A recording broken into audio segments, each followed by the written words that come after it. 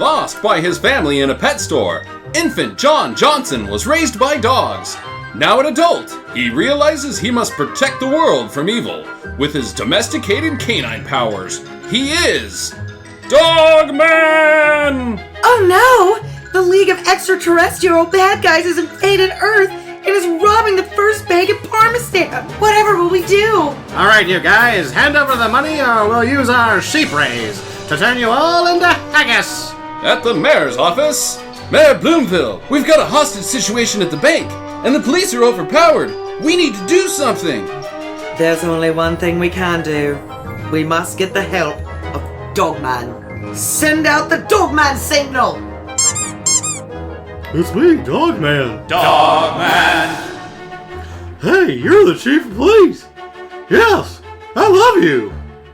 Dogman, get down! Get down! Oh, it kicked me right in the balls! How can I be of service? The League of Extraterrestrial Bad Guys are back, and this time, they've taken hostages at the first bank of Parmesan. If we don't wire them $1,000, they'll turn everyone in the city into savory pudding containing sheep's pluck, which is made of heart, liver, and lungs. Oh, Dogman, why are you just staring at me like that? I think he wants some of your burrito, ma'am. You can't have my burrito. Be polite, Dogman. Later! Dogman, you've done it again! The League of Extraterrestrial Bad Guys has been defeated! How on earth did you ever do it? I use the only weapons anyone needs. Bravery and integrity. Actually, ma'am, we found evidence of a massive torrent of fleas and ticks all over the villains. They have all died from the itchy scratchies. You've demonstrated that you'll do whatever it takes to protect us, Dogman. Good boy. Dogman? Dogman? Ma'am, I believe he's marking the filing cabinet. One more pass. Okay, one more pass. Maybe just one more pass. And marked. Dogman!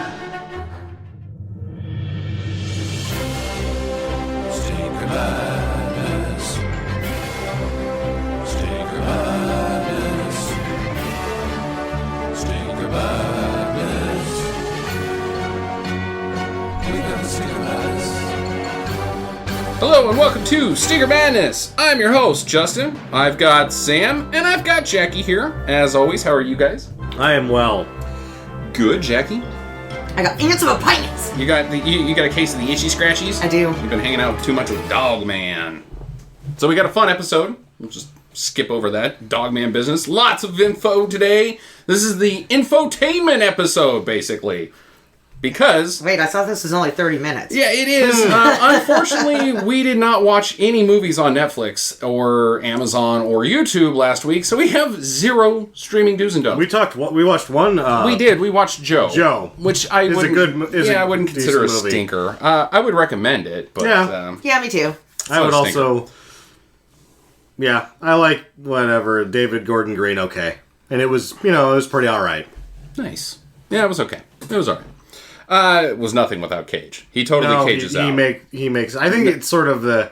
I think the project may have been, even though it was based on a novel, sort of built around him. Yeah. Yep. Nobody warned me about him caging out, and I wasn't expecting it. And when he did, I was like, whoa! The hookers. That's what they listen for, that sound. Him yelling about the dog. That dog is an asshole! That was great. That was a great line. Did any of you guys catch the 40 anniversary of Saturday Night Live on Sunday? I saw the last half of it. I did. I watched the whole thing. Yeah, it was pretty good. Kind of made me a little misty-eyed, a little melancholy. I was talking to Jackie about it afterwards, and I'm wondering, because 40 is not a very sexy number. Like, it's not. 25 and 50 are the sexy numbers. Yeah, 75 and 100. Are they doing it now because Lorne's just going to retire? I mean, is he going to make it another 10 years? Yeah, I don't know. I think the major thing that bothered me about it was when they made this big how-to-do about Eddie Murphy. And then he came out and was like, thank you. Commercial. See you later. Yeah, it was like, thank you for clapping for me. Fuck you all. Commercial. I read a story that they were going to do a skit with him, but he was going to be Bill Cosby getting being the Bill Cosby that date rapes women or whatever. And he was like, fuck you guys. Yeah. Which I would have done the same thing. Fuck you guys is So, right. you just got him up there. Murray didn't do anything except for the one... He did his, the Jaws song. Yeah. The theme to Jaws. That was funny. From, what's that guy's name? You know, Star Wars, nothing but Star Wars. Yeah. The lounge singer that sings movie theme songs that don't have theme songs. Yeah. Yeah, he did that. I thought that he did a nice job when they showed the sort of the photographic obituaries of everyone, and at the end, Yeah. he was like, Love it. That General Franco was still dead. That he'd been reporting that for years now. Yep, he's still dead. That actually was the only time that I belly laughed. Yeah. During the whole thing. I thought it was a good time. I thought it was a nice tribute. I've got some stuff here regarding the last 40 years of Saturday Night Live. Mostly, actually only, their movies. I've done some homework here. I've got the list of every Saturday Night Live movie ever. Well, that fits into the theme of this podcast, does it not? Pretty much. There's some stinkers. There are some real stinkers. Oh, there is. So what I have done is I have two lists, the good and the bad. I have taken the Rotten Tomatoes percentage and the IMDB user score, totaled those together, and then split the total in half, giving an average. So we have an average score for both of them. All right. The good. Sure. The highest rated Saturday Night Live movie of all time is 1980's The Blues Brothers. Yeah, it's not a surprise. Not really. 87 on Rotten Tomatoes, an 8 on IMDb, giving an average score of 8.35. That's high praise for any movie. High praise. Yeah. Especially for a comedy. Either of you guys done that? The Blues Brothers? I've seen it a number of times. I referenced it last week with I think you did. I've Always Loved You. Yeah, that's true. Yeah, the Falling from the Sky. It's great. Probably about 10 years. That's really the funniest thing that happens in that movie, though. Actually, Princess... what's-her-face with M16 is pretty funny. Yeah, that is a good job. Carrie Fisher. Mm-hmm. Number 2, Wayne's World. Yeah, I was gonna guess that. 1992, 85% on Rotten Tomatoes, 7 kind of low on IMDb. I was kind of surprised about that. For an average of 7.75. Still a solid score for comedy. Number 3, would you like to take a guess? See, this is more difficult. Night at the Roxbury. No. Wayne's World 2. Okay. Should have been also clear. 1993, Rotten Tomatoes 60%. Quite Ouch, the that's drop. a drop. Yes. IMDb 6.1, and I think both of those are fair scores for that movie. It's not that good. An average of 6. Number 4 is, this is where it's getting dicey. Dicey. MacGruber, 2010. I think MacGruber is funny. You do, indeed. Most people do not. Going for the turkey. Actually, more people do. This is why it's in the good column. Yeah, there you go. Is because... most people do. Is it 51%? Rotten Tomatoes gives it a 47%. IMDb gives it a 5.4, which averages to a 5.05. It is barely above average. Oh, absolutely. And I think that's my opinion of the whole thing, is that if it wasn't for the fucking scene, it would be a 3. Yeah. Like, that was just so goddamn funny. Yeah. The throat ripping out's pretty funny. Going for the turkey is funny. Going for the turkey, and the Blah Punk stereo and the Mazda Miata is funny. It's unfortunately, because I watched it with the commentary on, I feel it's a lot like Cannibal the Musical. It's funnier with the commentary on. Oh, yeah. Yeah. I can see so that. I have a little bit kinder view of it because I enjoyed it, the shit out of it, with the commentary. Now the bad. Blues Brothers 2000. 1998. Rotten Tomatoes 45%, IMDb 4.8 for a total average of 4.65. I have never seen Blues Brothers 2000. It's terrible. Yeah. I have not seen it. Yeah. Would you put it... what would you rate it as? I would give it a 4. Alright, so 4.65, you're right in there. Coneheads. Oh, God, that movie sucked. However, it did give us one of the best Red Hot Chili Peppers songs ever recorded. Was that... Soul to Squeeze. Yeah, it was on the soundtrack, and it was recorded for the movie. Also on Red Hot Minute, wasn't it? No. Oh. It was only on Coneheads? Yeah, it's only on Coneheads. There's not... that was the last thing that Frusciante recorded with him. Doesn't really say anything about the movie. His comeback, yes. I was trying to give you a silver lining on that dark cloud. Rotten Tomatoes 34%, IMDb 5.2. High praise from the users. High. Yeah, for a total average of 4.3. don't like that movie so much. Superstar, 1999. Yes! I love this one. Rotten Tomatoes 32, IMDb 5. Another disparaging margin, actually equal to each other, for an average of 4.1. I have never seen Superstar. I was not a fan of the Mary Grace Margaret, or whatever the hell her name is. Oh, it's funny. She makes out with a tree. She smells her armpit stink. Yeah, I mean, 15 times. Yeah, the joke was told one time, and it was funny-ish once. And her panties showed. Yeah. Yep. And she joins a dance competition to be in a Christian movie with good moral values. It was a good movie. I liked it. Mm-hmm. And they do the fax machine in it. Ooh. Will Ferrell does anyway. Fax machine. Like butt cheeks or... Do it's the a dance. It's like zzz with your arms, like kind of doing the snake thing with their arms. That sounds butt. Or the fax machine. Number 4 on the worst list. Stuart Saves His Family. Yeah, that 1995. Was actually unviewable. Which is kind of a surprise because Al Franken's a really funny guy. He is. That movie's terrible. I haven't seen it, and I didn't even know that one existed. 27% on Rotten Tomatoes. IMDb 5.3 for a total average of 4. Even. Huh. A Night at the Roxbury, 1998. Rotten Tomatoes 11%. It is a lot funnier than Stuart Saves His Family. IMDb 6.2 for an average of 3.65. I think it's getting a little thrown under the bus. It is not good. No, but it has a following. Yeah, it does. I think it's a solid 4 is what I would give it. Emilio! Yeah. I told that joke. I told that joke on this podcast. Absolutely. The Ladies' Man, 2000. I watched it, and I don't even remember what happened. Rotten Tomatoes 11%, IMDb 5.1. Again, average 3.1. Last but not least, the worst Saturday Night Live movie of all time is It's Pat the Movie. Yes! I'm going to be completely honest with you. I didn't know they made a movie out of that. No, I did. I saw that. 1994. Who the hell is it? Julia Sweeney? Julia Sweeney, indeed. Rotten Tomatoes 0%. Ouch. IMDb 2.6. Ooh. It is almost Coneheads in the was- bottom 100%. Or the bottom IMDb bottom 100. I thought that movie was better than Coneheads. Oh boy. I didn't I'm see surprised it. that Coneheads Coneheads is high pretty as it high. An average of, 2.6 for It's Pat. Not good. I've never seen It's Pat. It's borderline bottom 100. We might have to take a look at it. I don't think it's an episode, but we might just have to Now, I've watched it. check it out. It was worth watching. Yeah, I don't feel that way about Stuart Saves His Family. boyfriend. His name is Chris. Joke's over. Yeah. There's no more there. Are you a boy or a girl?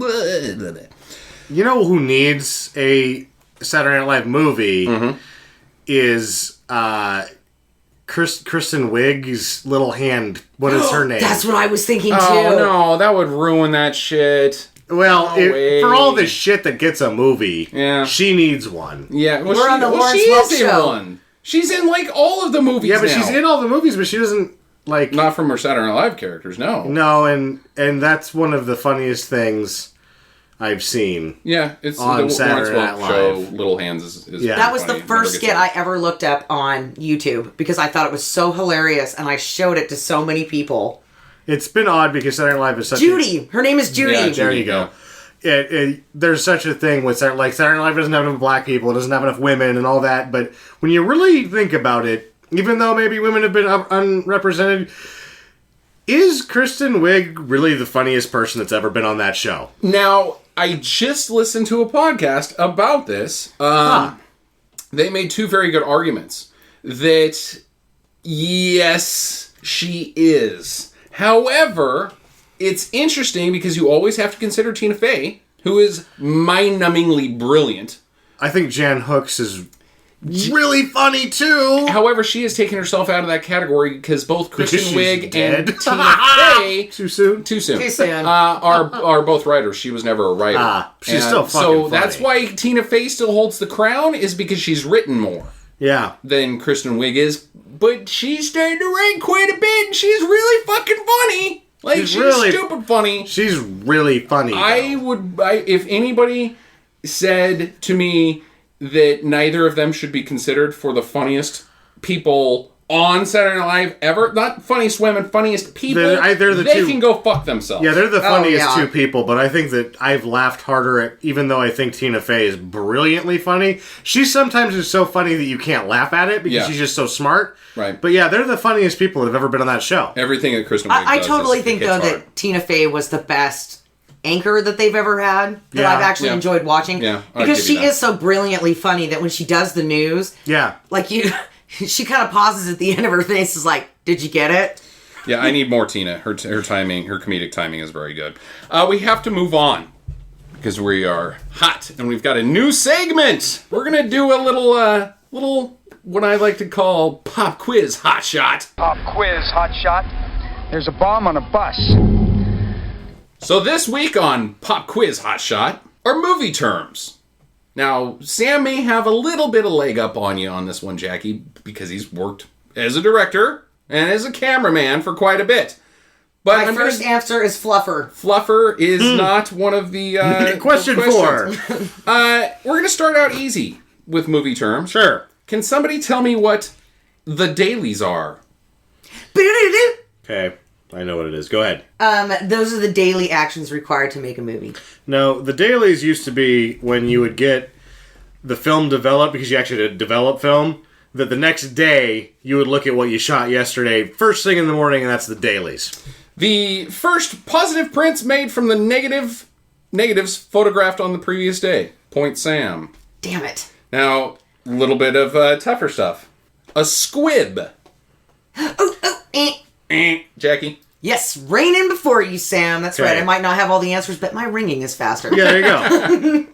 I'll say, okay, it was a squibber. Squib. That's somebody who's correcting the scripts as we go. Not a bad guess. It's the little explosion pack that blows the blood out in fake gunshots. Ding, ding, ding! Sam gets another point. Fuck. Dramatic irony. Ooh. just go ahead. Make a guess, Jackie. Okay, I need to go first because I'm probably going to be wrong. It's like a Shakespeare play that turns into Night at the Roxbury. Kind of could be, but What? no. What? It might be correct? No. Oh. Sam? Ooh, now you're making me reach. Dramatic irony, I think, is when you have the main character or the main plot of the film is, or the main character is accidentally, his pathway is made by the events in the film in a way that he was never personally intending to go, something like that. I think my Give you negative 1 point Yeah, for a there's- non-answer. Yeah. I think my answer was better on that one. Yeah, you're probably still going to be like, well, that's kind of right. Dramatic irony is an effect felt when the audience learns something before the characters on screen do. That's what I Oh. said. Shakespeare turns into Night Roxbury. Kind of. Okay. Eyeline match cut. That's when when one person has a twin on screen and they cut the film in half so that they can stare at each other in the Ooh, sequence. Not a bad Not guess. bad. It's when but you- that is not correct. When you have two shots, when you're cutting back and forth between two people, you have their eyes, you can actually draw a line between the two shots so that they're looking in the same axis point. Sam gets another point. Damn, I was close. Christopher Lambert is a master. Whoever edits for Christopher Lambert of the eyeline match cut, because he can't see shit and God knows where the hell he's looking. Now we get into people that work in film. So we're going to start out with just some simple ones. The best boy. Go ahead, Jackie. just go for it. The best boy is usually the labor master of all the grips. Oh, I thought these were like characters. No. These are people that work in on the film. Oh, okay. The next three after the best labor boy. manager. Jackie, would you like to take a guess? The best boy. The best boy to get sandwiches. Well, kind of. Sandwich getter. This is kind of his job, I guess. The best boy, which I will award Sam a point, is the chief assistant, usually of the gaffer or key grip, in charge of the people and equipment. Sandwiches could be equipment. Yes! He is the best Half boy point. to get sandwiches, Half point, Sam. and in charge of scheduling the required quantities for each day's work of sandwiches. The gaffer. The gaffer is the electrician sometimes. It's the first assistant to the cinematographer that's moving the lights around, basically. Jackie, would you like to... Or the chief of the electrical department. A gaffer. Sounds like somebody holding the microphone. Okay. You almost only got half a point until you said the chief of the electrical department. He is the head of the electrical department, responsible for the design and execution of lighting for a production. Okay, so I think that you should just start answering first. And then I'll just elaborate on what you said. Expand. You're like, yeah, I get points too. The grip. Oh, beep! Yes, this is the person that holds the microphone. The grip, he has a grip on the microphone boom mic thing, and he's holding it about people, like in that one shit movie that we just watched where it kind of fell into the scene. You know, that is a job in the film. It actually has a really simple description. It's called the boom mic operator. Yeah. Oh, damn it. Nope, not a grip. No, the grip is a labor position. It's somebody who basically carries things. The grip is a skilled person responsible for the setup, adjustment, and maintenance of production equipment on the set. He's basically the roadie. Yes, Sam said he was an idiot, so no I've points. been a grip, and they just made me carry things. No points. There is actually somebody who just carries things, and he is not the grip. I have that. Oh, you actually, if you I should have amended that. You touch important things when you're a grip. If you just carry boxes of shit, you're not a grip. If you're handling wires and shit like that, you're a grip. Yeah, exactly. You have to be you can't revise your answer, sir. All right, sorry. Now, No points, but I know what I'm talking about. I've been one before. The last one for today is going to be the key grip. The key... Okay, go ahead. Yes! Okay. The key grip, Justin, is the guy who is the head of moving all the electrical cords. He is bossing around all of the other grips. Not a bad guess, Sam? The key grip is the guy in between that does everything that needs to be done in charge of the labor underneath the gaffer and the cinematographer that organizes all of the skilled labor. I object because he's using words that I've never heard before. All right. That's overruled. You are correct again, Sam. The key grip works closely with the director of photography and the gaffer. You said cinematographer, but I'll let it slide with the director of photography. And the gaffer to sculpt the desired look of a film by diffusing and cutting the light. The key grip is also in charge of camera movement, whether on a dolly, camera crane, or mounted on the hood or bumper of a vehicle. That's it. I'm doing the quiz next week. Yeah, you laughed. That one now. was a loaded quiz. Yeah, it was a little. You made me look like an idiot. Well, we have some fun stuff later that I think that neither of you guys will be able to get right, but we are out of time on that, so we will continue that at another point in time. Sam, tell us about Catwoman. Wow. Sound effects. I'm Oscar-nominated Halle Berry. Oh, God, I'll get to that later. I've got chafing on my crotch. Yeah, I'll get to that later. Well, Catwoman was made in 2004. We mentioned this in our last point 5 because she ducked out of Gigli like a coward. Pussy. Actually, they probably just replaced her because her ass wasn't big enough. Those yoga scenes were very complicated. She wasn't boning Ben Affleck. Ben Affleck. He wasn't Ben LA. It was Benifer. Could be Benbury. Helen, which is just Helen. Burflecht. Oh, boy. Directed by Petoff. Petoff? Is that one name or two names? Yeah, the dickhead that directed this goes by Petoff. Just one name? Name is Peter Off? Petoff. Petoff. P-I-T-O-F. Petoff is he really only the has one name. pseudonym of Jean-Christophe Comar. Oh, you should have let me guess. Pete. Oh, because you fucking sting. Oh, just wait. Jesus. You don't get to have one name, Pete Off. All right, known professionally as Pete Off. And hold your comment until I get... Because we can talk about that. So Pete Off smashed into the scene with his supernatural thriller V-Doc. V-Doc? Which has a Q at the end of it. Yes. It's got a following. I haven't seen it. I've heard of it. I have had a bad time with the sort of medium-low budget French films that involve special effects. I have not cared for them. Gotcha. I haven't seen that. I haven't seen this, or I haven't seen his other film, a Romanian production that was made for TV in English called Fire and Ice: The Dragon Chronicles. That's kind of sounds So familiar. what you're saying is But you it don't sounds like all the other dragon movies. You don't like the special effects of croissants flying in through the air. Yeah, that's Barely missing somebody's forehead. Guys fighting with lighted baguettes. cats and berets. Take this, it has butter and cinnamon on it. I hope it burns your eyes. Just some superimposed young Jerry Lewis. Sacre bleu! Speaking of the French special effect films that I didn't care for, here's one of them. He was the special effects supervisor on City of Lost Children. Okay. Did you see it? No. I don't even know what that is. City I didn't of like God. it even though it had plenty of Perlman. Would you be professionally known as something like Petoff? I would not, even if I had the right to have only one name. I would certainly think of a better one name than Petoff. Or Peto or Poffit, or I don't fucking know. It's Petoff. I would do something cool like Zap or This is Boss Guy. when That's 2 words. I guess. sometimes I like to look at how Guy. people like to see themselves talked about. Uh-huh. This is one of the ways that he has been listed on many websites. Petoff was born Jean-Christophe Comar on July 4th, 1957 in Paris, France. Born on the 4th of July, motherfucker. From an early age... Did he have legs? He did. It's French. He doesn't care about the 4th of July in France. Okay. Well, you know, I just figured born on the 4th of July. He doesn't even eat French fries. He eats potatoes julienne. Ooh, those sound Yeah. like French fries. They are. Yeah.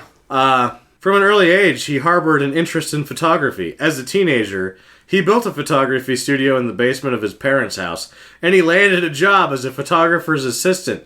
You know what? That's fucking neat. Like, why would you... Like, you've directed 3 films, and this is how you're going to lead off your bio? I hope this isn't a Bible that you're... Because it's this seeming No, like... I'm done. Oh, that's it? That's it. That's as much as I would... Yeah, but that's pretty much it. Okay. No, here's the thing. Wait. He's interested in photography at a young age. Oh, guess what? 86% of directors did the same fucking Guess thing what? at some 86% level. of kids Yeah, do the exact same thing. Every Christmas asked for a new camera. Yeah, everybody Yeah, likes And taking pictures. I started out with one of those little rectangular guys. You put the film in, you wind it up with your thumb. It wasn't fancy. I got one of those, and I did nothing but take dick pics. Dick pics. Yeah. Took a lot of pictures of my thumb. If I scanned all of my dick pics, I would easily eclipse anything that's on the internet.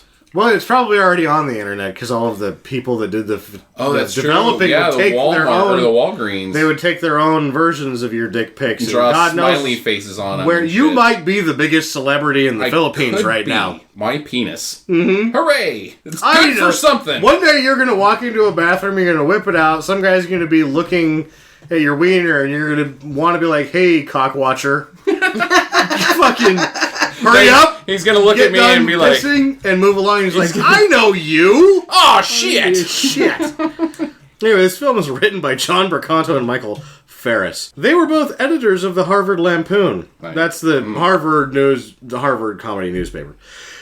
Yeah. I bet you that's as funny as the German Gazette. That's what I was thinking Yes, too. we are funny too. Don't you see, und Scheiße is in das Boot, it's funny, yeah? Anyway, they exploded into our living rooms with such hits as Watchers 2 and Blood Fist 2. Wow. After that, they eventually made some films that people besides us have heard of. Here is a select few. The Net. Right? The Oh, Game. Bullock. Ooh, with Michael Douglas. Yes. Go ahead, Jackie. The Basket. Nope. Oh, okay. Just checking. Terminator 3. Oh. Ooh, Terminator 4. Oh. Primeval, which you haven't heard of, but it has a following Oh, among... I've heard of that. Yeah, I've heard of Yeah, Primeval. Primeval's got a following in horror fans. Sure.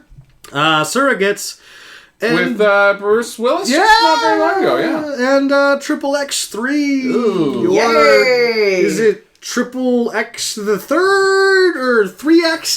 Is that that's the one with Cube that we just watched, isn't it? No, that's Oh, okay. two. Oh, thank God. They brought back, I believe they brought back Diesel for the third one. I'm not sure, though. I didn't care to look it up. I just wanted to be like, 3X's and a 3, that's funny. We gotta work with that. It even says that on my notes. Proceed, sir. Well, Halle Berry was trying to disassemble her career at this point. Indeed she was.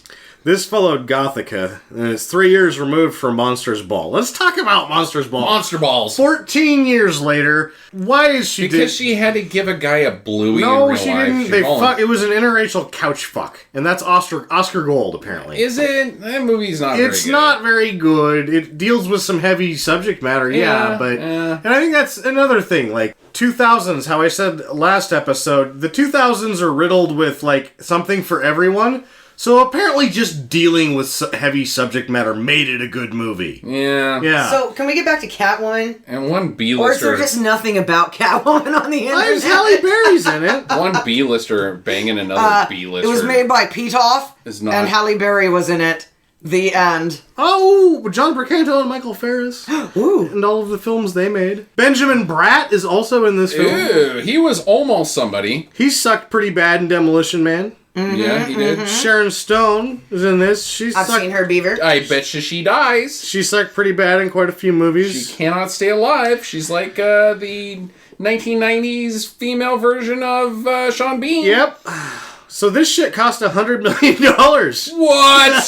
That's impossible. Yes. Was it paid to talent? Because there's no, like, it's not fucking Star Wars. So at this time, this is around when Carrey had just been like, people wouldn't pay $20 million for an actor anymore because of Jim Carrey, right? So she's not making $20 million. So yeah, this shit cost $100 million. That's like, did they take two cameras that are one analog and one digital and then duct tape them together and film the movie twice and just waste all the money? How did they waste that much money? Super special effects. And they probably, because of those leather pants, had to push out some medical costs for a little yeast infection action. It's not leather pants. She's wearing gaffer tape.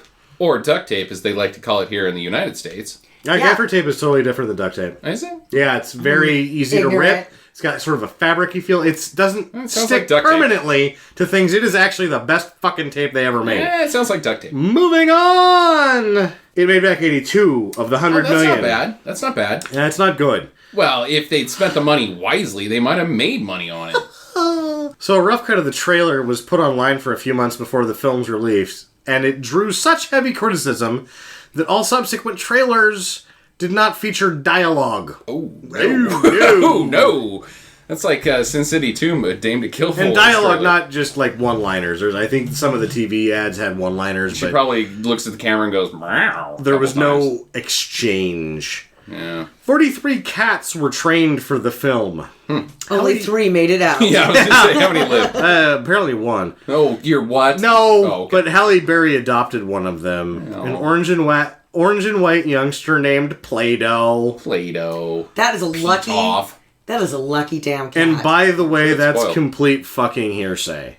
You know, that cat probably eats Fancy Feast, like, every day. Or She probably left it in a parking lot. On accident. And been like, oh my god, I'm so miserable. And then like 30 minutes later, my ties. Yeah. Who knows? Or she still has the cat to this day, which would be 15 now. Are you going to get to the Razzie business? No, I didn't do any of the Razzie business. She won a Razzie. Yeah, she did. She accepted it. I thought that was sort of something everybody knew, though. Okay. I didn't know that. Yeah, she's one of the only people to ever show up and accept a Razzie award, and gave an acceptance speech, and it was quite good. Yeah. Is this available on YouTube? Yes. Okay. After reading the screenplay, director Petoff and Jean Robas presented the producers an alternative version of the story that was refused using the argument that it was too artistic. What? Yep. You know, I'm starting to get the warm and fuzzies about this movie, though, because it seems eerily similar to a certain other superhero comic book character movie that was poorly received, directed by a French director, and also was nominated for some Razzies, Punisher Warzone. Yeah. Well, you know why? Because these are American superheroes, and they're being directed by the Yeah, I know. I'm hoping that we're going to stumble on something that's awesome here, Catwoman. Well, not by the French. No. I'm The telling Punisher and Catwoman both show us this. Punisher Warzone is amazing, Jackie. It's amazing. You really missed out by not seeing that film. Mm-hmm. We will do an episode on Punisher Warzone. So, here's something that you can be. in life. Levy. Alex Green, The host of a shitty podcast? the whip master. Yes! Green, the whip master. The master of whip. He's a whip master. Oh, he's the bad guy. Yeah, according to Alex Green, the whip No, he's a whip master. This is a profession. Oh, okay. A master of using whips. So he's like a technical advisor on this film. Yeah, well... Well, he does all the whipping in the film because doesn't- you could seriously injure somebody with a whip if you don't do it right. Yeah, well, what I know, and what we will all know in a second, is that he was the person that trained Halle Berry, who apparently needed a week of 90-minute practice sessions every day before she was successfully able to crack a whip. What a tard. Oh, that's tough. Tough, Jackie. Tough love, Halle Berry. No. This movie features both Sharon Stone and Benjamin Bratt, which I mentioned earlier. Yeah, nice job on that one. Bratt was considered by the producers for the male lead of Basic Instinct 2. Okay, I can see that, sure. But Sharon Stone allegedly vetoed his casting because she did not consider him to be a good enough actor. Uh-oh. His pee was too small. Isn't Basic Instinct 2 a Razzie winner as well? I believe so. But, like, really, if you're Sharon Stone and you've been in a movie with Stephen Baldwin? Or no, William Baldwin. Yeah, not even the good ones. None of the good Baldwins. And you're in movies with them and you're like, Bratt? Not that guy. Woof. Yeah. Being a little picky at that point. She might be the female Keanu Reeves. I can't think of one movie where she didn't fuck it up. Other than look pretty, according to you. Well, when she was young, she looked pretty. I didn't. Best performance is in a movie called Action Jackson. Nice. Well, she did a good job. She's kind of pretty there. Fuck, what is that? That's not high praise. No. So, Catwoman in most of the action sequences is actually a dude. Okay. Yeah. Sharon Stone's cell phone rang in the middle of filming a scene. She took the call and held it up for a while. Keep an eye out for Lambert Wilson or Lambert Wilson. You may remember him as the Frenchman in The Matrix. I would imagine that in this film he will also be playing a Frenchman. Could be. They apparently one of the producers was like, we could have had more money, which you needed more than $100 million. Nope. But apparently they pitched the treatment the same week that Batman Forever, like the same day that Batman Forever opened, and the producers knocked it down to $100 million. Oh, Jesus. So just imagine what it could have been. Could have been. Well, we will see what it is. Unfortunately, it's not streaming on any that I know of without paying specifically for it. We have got it on DVD, believe it or not. You can buy it at any pawn shop in America for $1. Or less. So, there it is. We will see you guys on Monday. Get to the chopper. Or the cat house.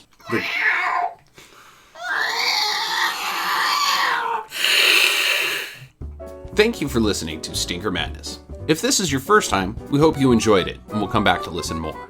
But now, we'd like to ask all of our listeners for a small favor. We aren't ranking as high as we'd like, and we need your help. Would you please take just a couple of minutes to rate and review us on your preferred listening platform, be it iTunes, Stitcher, or wherever else you can. It takes many hours each week to bring you this show, and just a couple seconds of your time is a huge help for us. And for those of you that have already done this, we say thank you.